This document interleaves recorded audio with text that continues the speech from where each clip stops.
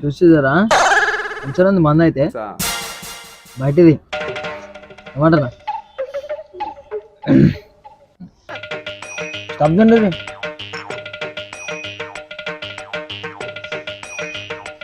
ఖర్చు కలిపిండ్రా పోయి నాకు ఖర్చు కలిపిండు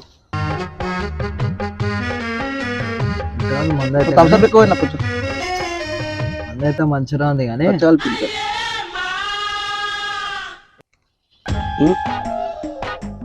ఇదేమంతా అనిపిస్తుంది ఖర్చు అయినట్టేమరా ఫస్ట్ పెగ్గేది నేను ఎందుకు వచ్చిన ఆడ వచ్చిన పెగ్గులు ఏ చల్ నాకు థమ్స్అప్ అయినట్టు పెగ్గేది